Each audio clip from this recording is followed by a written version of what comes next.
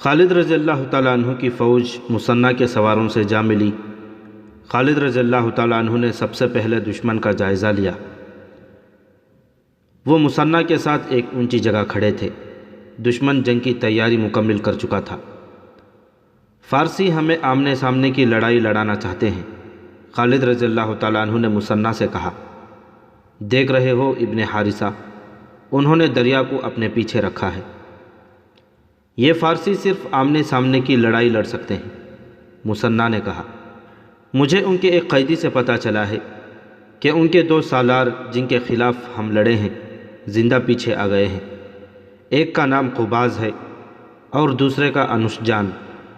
انہوں نے اپنے سپہ سالار کو بتایا ہوگا کہ ہمارے لڑنے کے انداز کیسے ہیں، اسی لیے انہوں نے اپنے عقب کو ہم سے اس طرح محفوظ کر لیا ہے کہ اپنے پیچھے دریا کو رکھا ہے۔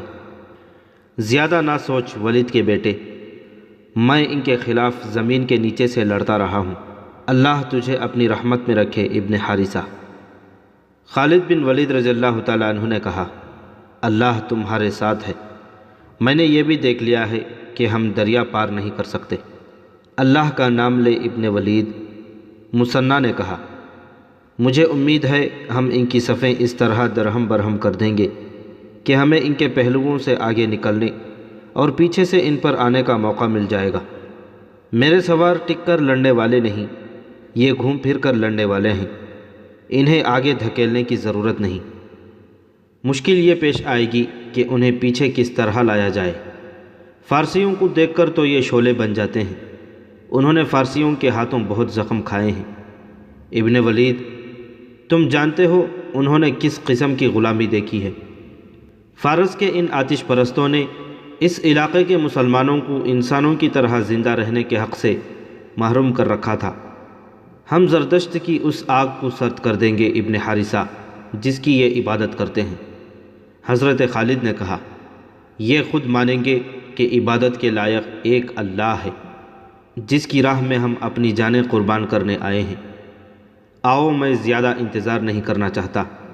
یہ جس طرح رکے ہوئے ہیں اس سے پتہ چلتا ہے کہ محتاط ہیں اور ان پر ہماری دھاک بیٹھی ہے۔ تم اپنے سواروں کے ساتھ قلب میں رہو۔ مورخوں نے لکھا ہے کہ خالد رضی اللہ تعالیٰ عنہ نے بہت سوچا کہ کسی طرح انہیں چالیں چلنے کا موقع مل جائے، لیکن ایرانیوں کا سالار قارن بن قریان دانش مند آدمی تھا۔ اسے پتہ چل گیا تھا کہ خالد رضی اللہ تعالیٰ عنہ کس طرح لڑتا ہے۔ قارن نے اپنی شکست خوردہ سالاروں قباز اور انوشجان کو پہلوؤں پر رکھا اور اپنے لشکر کو آگے لے آیا۔ اس لشکر کی اپنی ہی شان تھی۔ پتہ چلتا تھا کہ کس شہنشاہ کی فوج ہے۔ ان کے قدموں کے نیچے زمین ہلتی تھی۔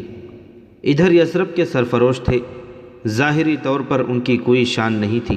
ایرانیوں کے مقابلے میں مسلمانوں کے ہتھیار بھی کمتر لگتے تھے، لباس بھی یوں ہی سے تھے، اور ان کی تعداد ایرانیوں کے مقابلے میں بہت تھوڑی تھی۔ خالد رضی اللہ تعالیٰ عنہ نے اپنی فوج کو آگے بڑھنے کا حکم دیا تو ہزاروں قدموں کی دھمک اور گھوڑوں کے ٹاپوں کے ساتھ کلمہ طیبہ کا ورد کوئی اور ہی تاثر پیدا کر رہا تھا۔ یہ فوج تھکی ہوئی تھی، زرتشت تازہ دم تھے۔ دونوں فوجوں کے درمیان تھوڑا سا فاصلہ رہ گیا تو خالد رضی اللہ تعالیٰ عنہ نے اپنی فوج کو روک لیا۔ مثنیٰ بن حارثہ اپنے سوار دستے کے ساتھ خالد رضی اللہ تعالیٰ عنہ کے پیچھے تھے۔ دائیں اور بائیں پہلوؤں پر خالد رضی اللہ تعالیٰ عنہ کے مقرر کیے ہوئے 2 سالار عاصم بن عمرو اور عدی بن حاتم تھے۔ اس دور کی جنگوں کے دستور کے مطابق زرتشتوں کا سپہ سالار قارن آگے آیا اور اس نے مسلمانوں کو انفرادی مقابلے کے لیے للکارا۔ مدینہ کا کوئی شتربان میرے مقابلے میں آ سکتا ہے؟ اس نے دونوں فوجوں کے درمیان آ کر اور للکار کر کہا، میرے مقابلے میں آنے والا یہ سوچ کر آئے کہ میں شہنشاہ فارس کا سپہ سالار ہوں، میں ہوں تیرے مقابلے میں آنے والا۔ خالد رضی اللہ تعالیٰ عنہ نے اپنا گھوڑا آگے بڑھایا اور للکارے، قارن آ اور اپنے سالار ہرمز کے قتل کا انتقام لے، میں ہوں اس کا قاتل۔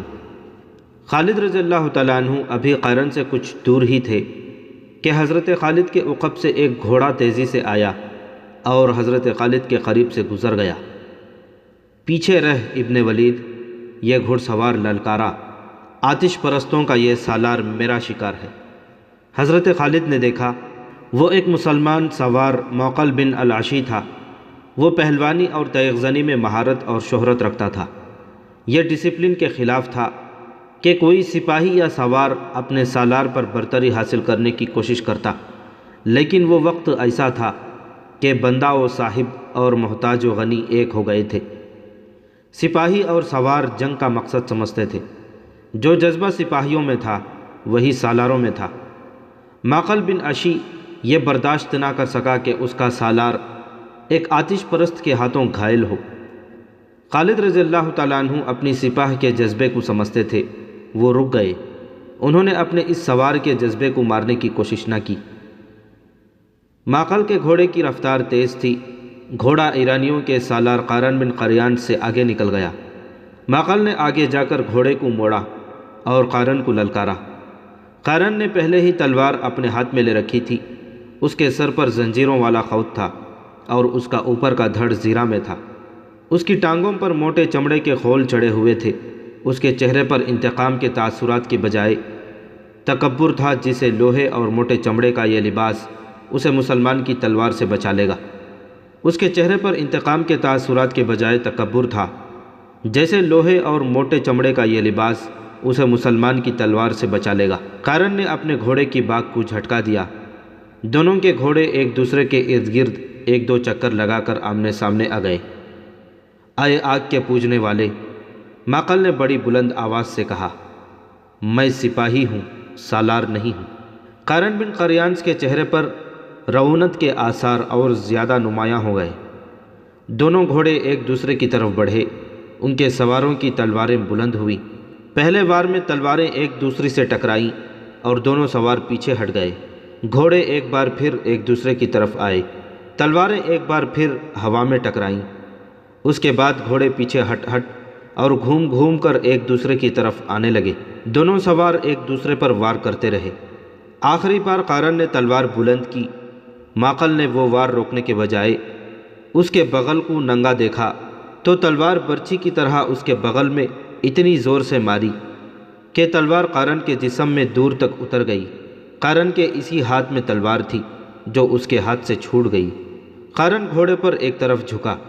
معقل نے اب اس کی گردن دیکھ لی، جس سے قارن کی آہنی خوت کی زنجیریں ہٹ کر نیچے کو لٹک آئی تھی۔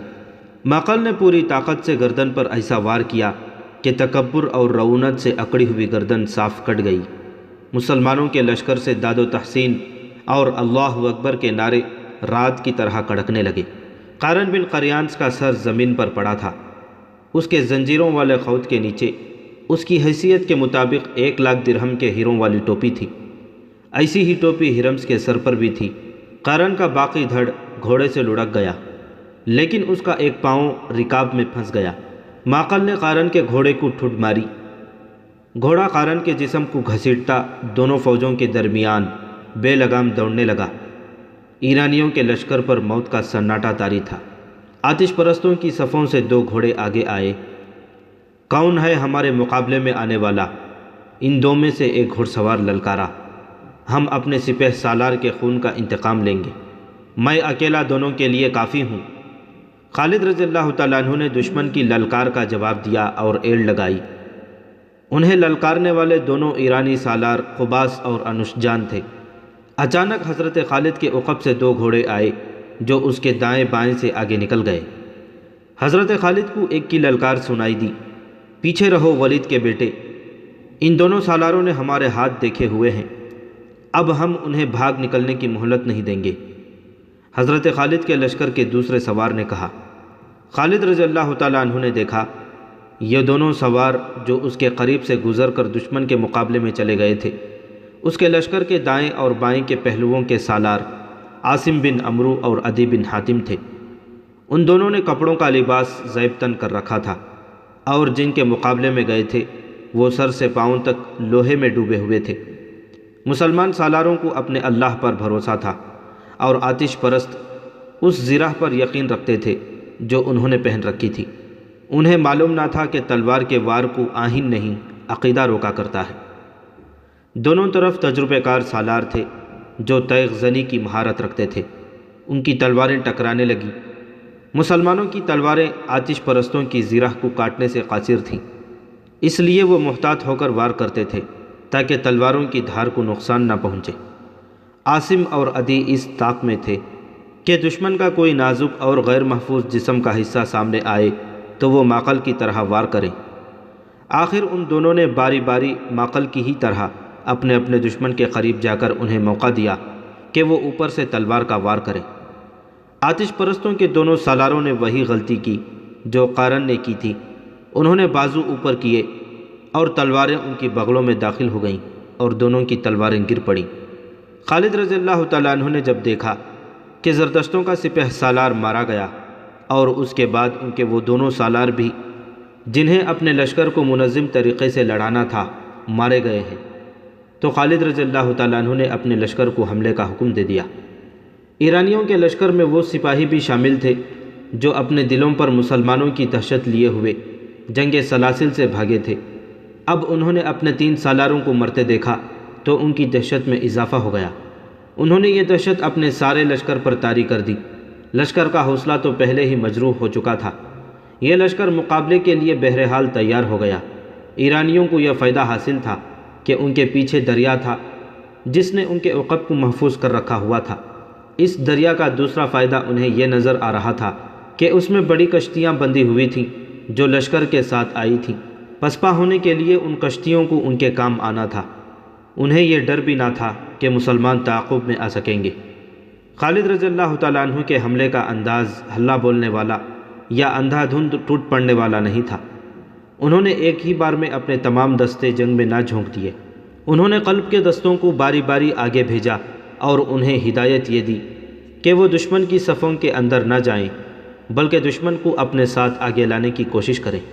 اس کے ساتھ ساتھ حضرت خالد پہلوؤں کو اس طرح پھیلاتے جا رہے تھے کہ وہ دشمن پر پہلوؤں سے حملہ کر سکیں۔ دشمن کے سپہ سالار اور 2 سالاروں کی لاشیں گھوڑوں کے سمون تلے کچلی مسلی جا رہی تھیں۔ یہ فارس کی شہنشاہی کا غرور تھا جو مسلمانوں کے گھوڑوں تلے کچلا جا رہا تھا۔ اس صورتحال میں آتش پرستوں کے حوصلے مر سکتے تھے، بیدار نہیں ہو سکتے تھے۔ مسلمانوں کے نعرے اور ان کی للکار ان کے پاؤں اکھاڑ رہی تھی۔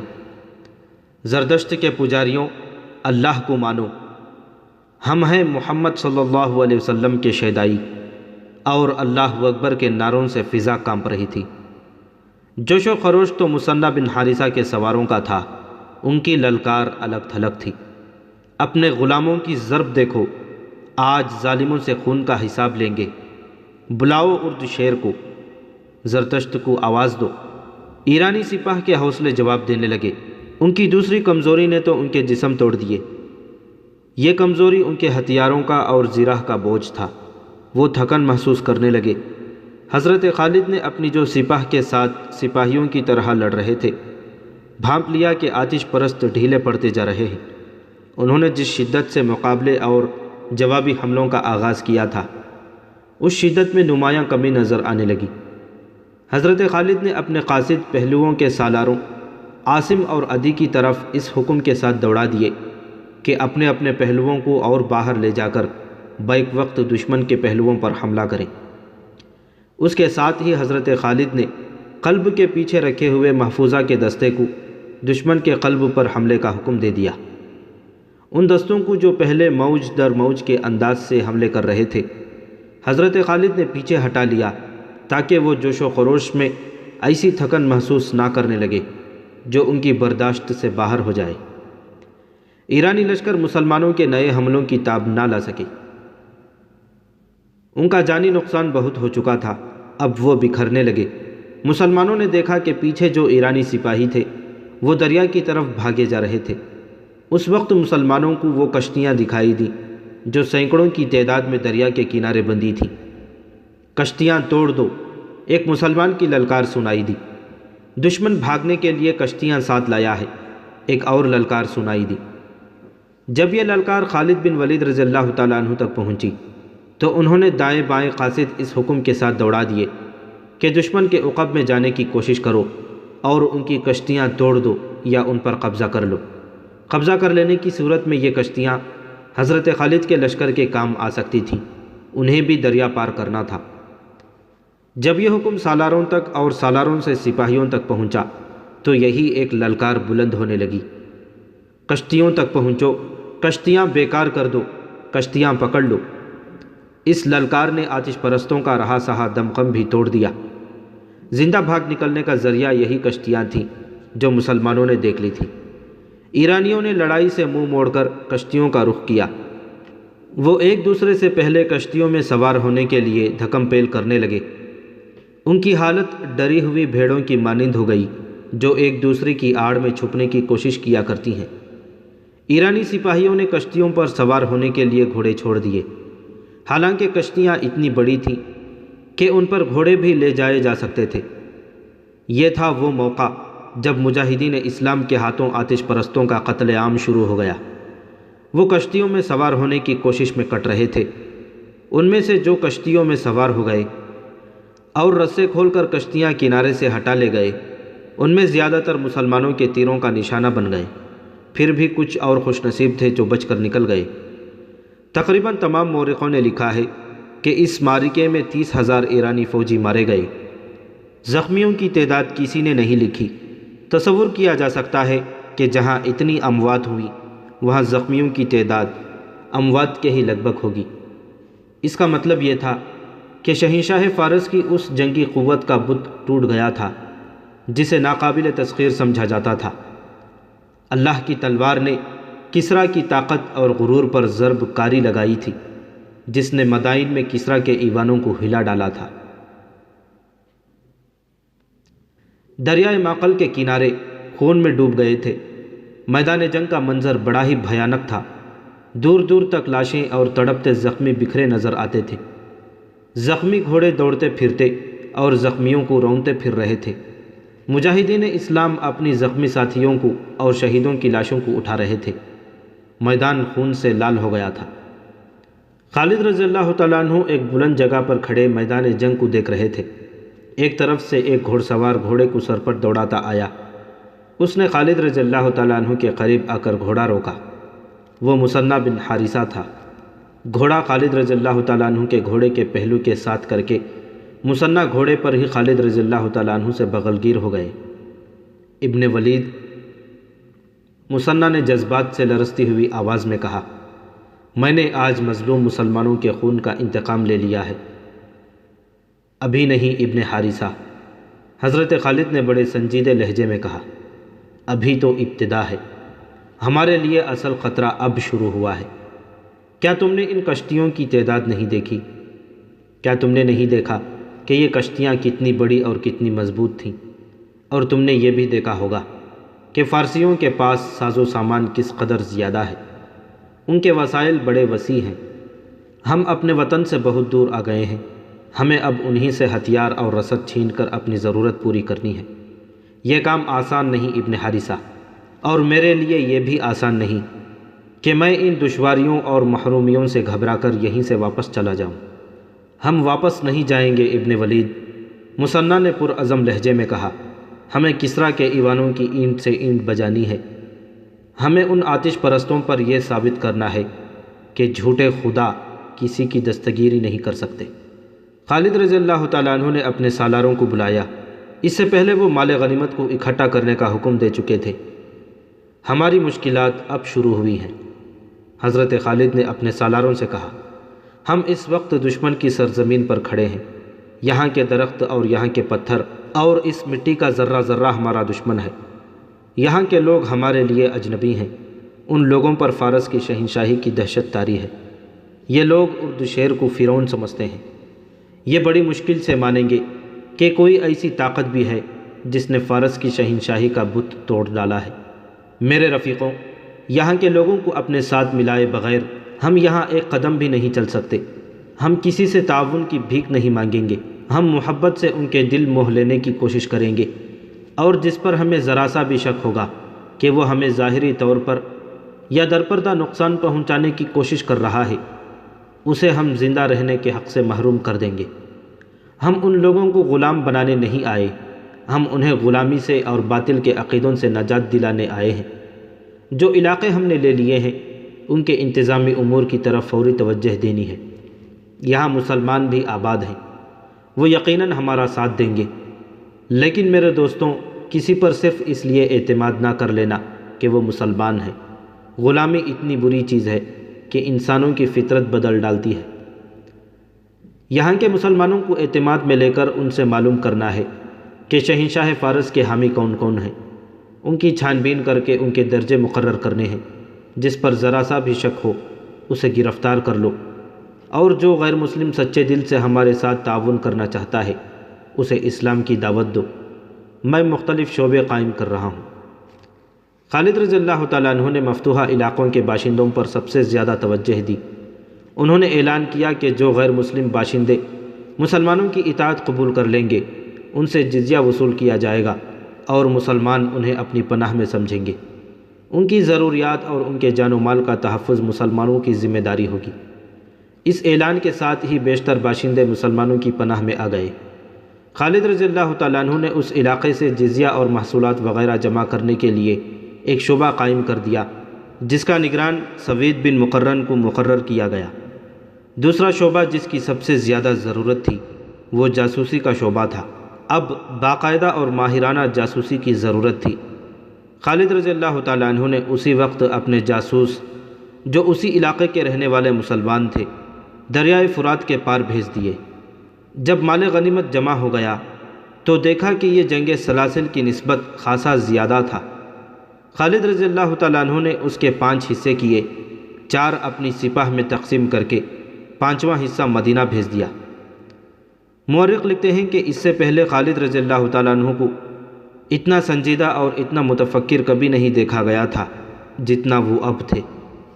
مئی 633 عیسوی کے پہلے ہفتے میں، جو ماہ صفر 12 ہجری کا تیسرا ہفتہ تھا، زردشت کے پجاریوں کے لیے دریائے فرات کا سرسبز و شاداب خطہ جہنم بن گیا تھا۔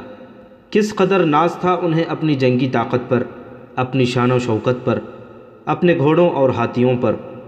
وہ تو فرعونوں کے ہم پلہ ہونے کا دعویٰ کرنے لگے تھے، اور کسریٰ دہشت کی علامت بنتا جا رہا تھا۔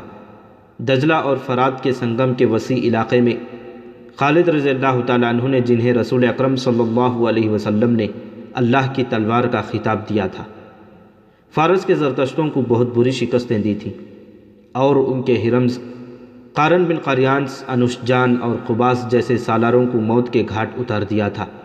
لیکن کسریٰ اردشیر نے ابھی شکست تسلیم نہیں کی تھی۔ اس کے پاس ابھی بے پناہ فوج موجود تھی، اور مدینہ کے مجاہدین کو وہ اب بھی بدو اور صحرائی لٹیرے کہتا تھا۔ اس نے شکست تسلیم تو نہیں کی تھی، لیکن شکست اور اپنے نامور سالاروں کی مسلمانوں کے ہاتھوں موت کا جو اسے صدمہ ہوا تھا، اسے وہ چھپا نہیں سکتا تھا۔ ہرمز کی موت کی اطلاع پر وہ اپنے دل پر ہاتھ رکھ کر دوہرا ہو گیا تھا۔ اس نے سنبھلنے کی بہت کوشش کی تھی، لیکن ایسے مرض کا آغاز ہو چکا تھا جس نے اسے بستر پر گرا دیا تھا۔ مورخوں نے اس مرض کو صدمے کا اثر لکھا ہے۔ کیا میرے لیے شکست اور پسپائی کے سوا اب کوئی خبر نہیں رہ گئی؟ اس نے بستر میں اٹھ کر بیٹھتے ہوئے گرج کر کہا۔ کیا مدینہ کے مسلمان جنات ہیں؟ کیا وہ کسی کو نظر نہیں آتے اور وار کر جاتے ہیں؟ طبیب اردشیر کی منظور نظر 2 جوان سال بیویاں اور اس کا وزیر حیران اور پریشان کھڑے اس قاصد کو گھور رہے تھے جو ایرانیوں کی فوج کی ایک اور شکست اور پسپائی کی خبر لایا تھا۔ اس کے آنے کی جب اطلاع اندر آئی تو طبیب نے باہر جا کر قاصد سے پوچھا تھا کہ وہ کیا خبر لایا ہے۔ قاصد نے خبر سنائی تو طبیب نے اسے کہا تھا کہ وہ کسریٰ کو ابھی ایسی بری خبر نہ سنائے، کیونکہ اس کی طبیعت اس کی متحمل نہیں ہو سکے گی۔ لیکن یہ قاصد کوئی معمولی سپاہی نہیں تھا، وہ طبیب کا کہنا مان جاتا۔ وہ پرانا کمانڈر تھا، اس کا عہدہ سالاری سے 2 ہی درجے کم تھا۔ اسے کسی سالار نے نہیں بھیجا تھا، اسے بھیجنے کے لیے کوئی سالار زندہ نہیں رہا تھا۔ طبیب کے روکنے سے وہ نہ رکا۔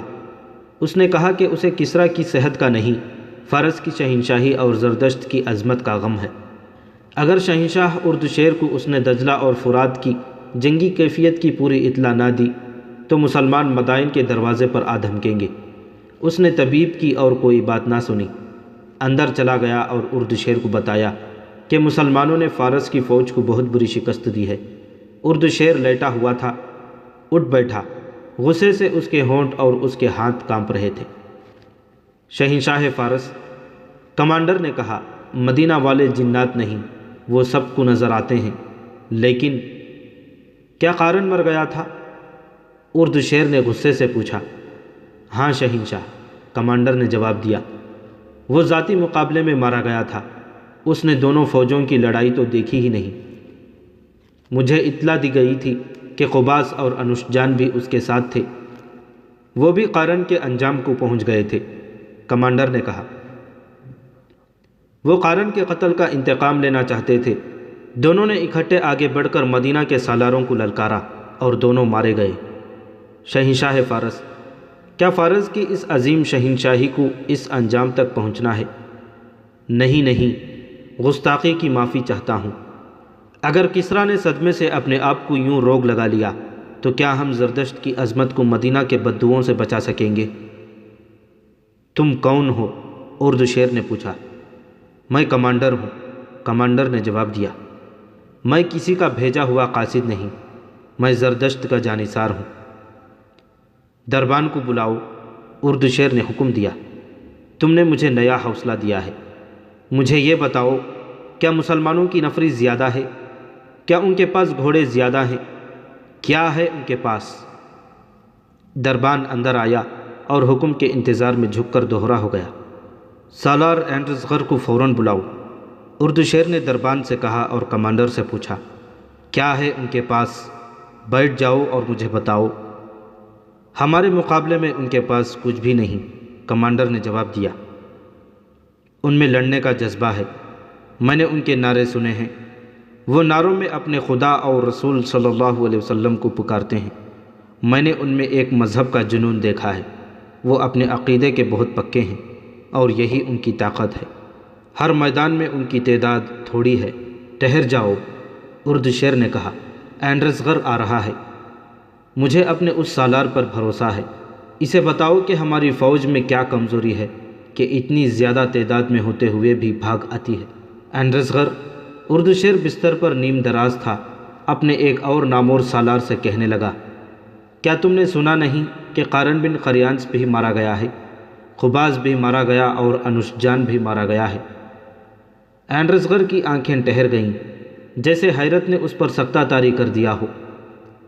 اسے بتاؤ کمانڈر، اردو شیر نے کمانڈر سے کہا، کیا میں ان حالات میں زندہ رہ سکوں گا؟ کمانڈر نے سالار اینڈرزغر کو تفصیل سے بتایا کہ مسلمانوں نے انہیں دریائے معقل کے کنارے کس طرح شکست دی ہے، اور یہ بھی تفصیل سے بتایا کہ مدائن کی فوج کس طرح بھاگی ہے۔ اینڈرزغر، اردو شیر نے کہا، ہم اب ایک اور شکست کا خطرہ مول نہیں لے سکتے۔ مسلمانوں سے شکست کا صرف انتقام نہیں لینا، ان کی لاشیں فرات میں بہا دینی ہے۔ یہ اسی صورت میں ممکن ہے کہ تم زیادہ سے زیادہ فوج لے کر جاؤ۔ تم اس علاقے سے واقف ہو، تم بہتر سمجھ سکتے ہو کہ مسلمانوں کو کہاں گھسیٹ کر لڑانا چاہیے۔ وہ ریگستان کے رہنے والے ہیں، اینڈرزغر نے کہا، اور وہ ریگستان میں ہی لڑ سکتے ہیں۔ میں انہیں سرسبز اور دلدلی علاقے میں آنے دوں گا اور ان پر حملہ کروں گا۔ میری نظر میں والاجاہ موزوں علاقہ ہے۔ اس نے کمانڈر سے پوچھا، ان کے گھوڑ سوار کیسے ہیں؟ ان کے سوار دستے ہی ان کی اصل طاقت ہے، کمانڈر نے کہا۔ ان کے سوار بہت تیز اور ہوشیار ہیں، دوڑتے گھوڑوں سے ان کے چلائے ہوئے تیر خطا نہیں ہوتے۔ ان کے سواروں کا حملہ بہت ہی تیز ہوتا ہے، وہ جم کر نہیں لڑتے، ایک ہلہ بول کر ادھر ادھر ہو جاتے ہیں۔ یہاں وہ راز ہے جو ہمارے سالار نہیں سمجھ سکے، اینڈرزغر نے اپنے ران پر ہاتھ مار کر کہا۔ مسلمان آمنے سامنے کی جنگ لڑ ہی نہیں سکتے، ہم ان سے کئی گنا زیادہ فوج لے جائیں گے۔ میں انہیں اپنی فوج کی نیم دائرے میں لے کر مجبور کر دوں گا کہ وہ اپنی جان بچانے کے لیے آمنے سامنے کی لڑائی لڑیں۔ اینڈرزغر، اردو شیر نے کہا، یہاں بیٹھ کر منصوبہ بنا لینا آسان ہے، لیکن دشمن کے سامنے جا کر اس منصوبے پر اس کے مطابق عمل کرنا بہت مشکل ہو جاتا ہے۔ اس کمانڈر نے ایک بات بتائی ہے، اس پر غور کرو۔ یہ کہتا ہے کہ مسلمان اپنے مذہب اور اپنے عقیدے کے وفادار ہیں، اور وہ اپنے خدا اور اپنے رسول صلی اللہ علیہ وسلم کا نام لے کر لڑتے ہیں۔ کیا ہماری فوج میں اپنے مذہب کی وفاداری ہے؟ اتنی نہیں جتنی مسلمانوں میں ہے۔ اور اس پر بھی غور کرو اینڈرزغر، مسلمان اپنے علاقے سے بہت دور آ گئے ہیں، یہ ان کی کمزوری ہے، یہاں کے لوگ ان کے خلاف ہوں گے۔ نہیں شہنشاہ، کمانڈر نے کہا، فارس کے جن علاقوں پر مسلمانوں نے قبضہ کر لیا ہے وہاں کے لوگ ان کے ساتھ ہو گئے ہیں۔ ان کا سلوک ایسا ہے کہ لوگ انہیں پسند کرنے لگتے ہیں، وہ قتل صرف انہیں کرتے ہیں جن پر انہیں کچھ شک ہوتا ہے۔ یہاں کے وہ عربی لوگ ان کے ساتھ نہیں ہو سکتے جو عیسائی ہیں۔ اینڈرزغر نے کہا، میرے دل میں ان لوگوں کی جو محبت ہے اسے وہ اچھی طرح جانتے ہیں، میں انہیں اپنی فوج میں شامل کروں گا۔ ہم یہاں کے مسلمانوں پر بھروسہ نہیں کر سکتے، یہ ہمیشہ باغی رہے ہیں، ان پر ہمیں کڑی نظر رکھنی پڑے گی، ان کی وفاداریاں مدینہ والوں کے ساتھ ہیں۔ ان مسلمانوں کے ساتھ پہلے سے زیادہ برا سلوک کرو، اردشیر نے کہا، انہیں اٹھنے کے قابل نہ چھوڑو، ہم نے انہیں مویشیوں کا درجہ دے رکھا ہے۔ اینڈرزغر نے کہا، انہیں بھوکا رکھا ہے، ان کی کھیتوں سے ہم فصل اٹھا کر لے آتے ہیں اور انہیں صرف اتنا دے جاتے ہیں جس پر وہ صرف زندہ رہ سکتے ہیں، لیکن وہ اسلام کا نام لینے سے باز نہیں آتے، بھوکے مر جانا پسند کرتے ہیں لیکن اپنا مذہب نہیں چھوڑتے۔ یہی ان کی قوت ہے، کمانڈر نے کہا، ورنہ ایک آدمی 10 کا مقابلہ نہیں کر سکتا، کپڑوں میں ملبوس آدمی زراح پوش کو قتل نہیں کر سکتا، مسلمانوں نے یہ کر کے دکھا دیا ہے، میں اس قوت کو کچل ڈالوں گا، اردشیر نے بلند آواز سے کہا۔ اینڈرزغر، ابھی ان مسلمانوں کو نہ چھیڑنا جو ہماری رعایا ہیں، انہیں دھوکہ دو کہ ہم انہیں چاہتے ہیں، پہلے ان کا صفایا کرو جنہوں نے ہماری شہنشاہی میں قدم رکھنے کی جرات کی ہے، اس کے بعد ہم ان کا صفایا کریں گے جو ہمارے سائے میں سانپوں کی طرح پل رہے ہیں۔